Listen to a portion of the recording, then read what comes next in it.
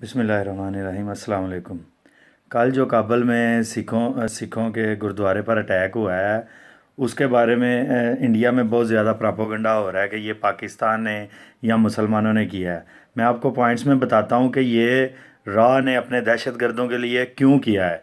पहली बात है करतारपुर ओपन। पहला पॉइंट है करतारपुर की जब से ओपनिंग हुई है, रॉ के दहशतगर्दों को समझ नहीं आ रही कि सिखों और दोनों दोनों तरफ के पंजाबियों में आपस में मेल जोल भी बढ़ रहा है और मोहब्बत भी बढ़ रही है, और रॉ को इस बात का गुस्सा है।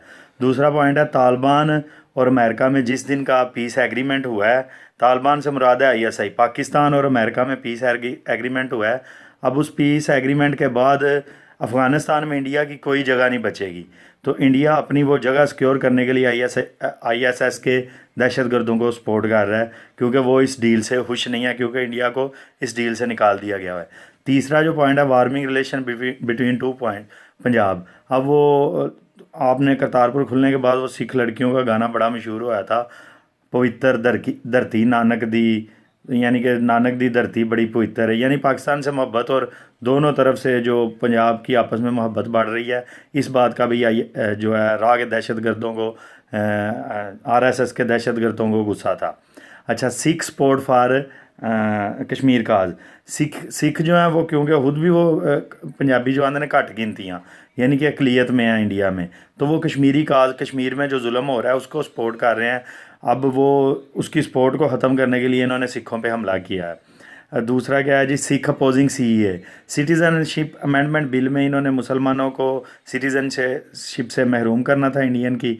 तो पंजाब गवर्नमेंट और केरला गवर्नमेंट और इस तरह के जो इंडिपेंडेंट और अनबाइस्ड लोग हैं सिख जो हैं, वो उसको सीएए को भी, सिटीज़नशिप अमेंडमेंट बिल को भी अपोज कर रहे थे। Sikh helping and serving Muslim victim of Delhi rights.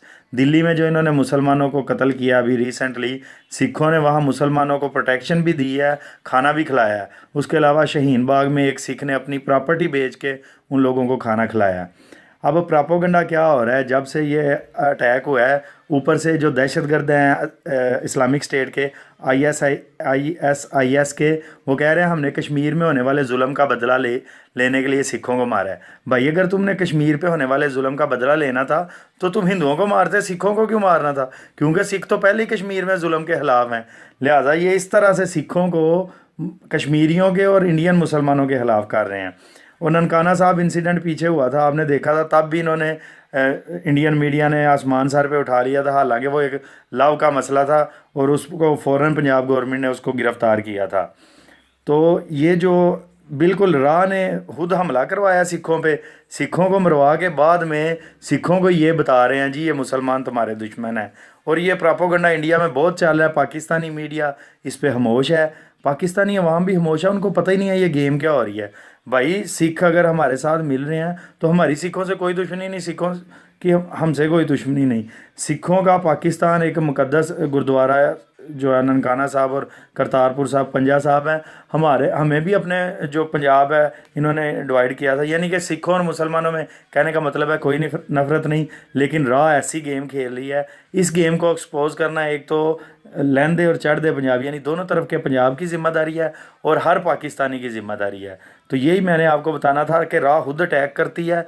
और कमेंट्स आप जाके पढ़ लें सिखों के, वो सिखों को पता ही नहीं है कि गेम क्या हो रही है। वो सिखों को ये बता रहे हैं कि जी ये जियो को इस्लाम ने हमला किया है, बेसिकली खुद हमला करके।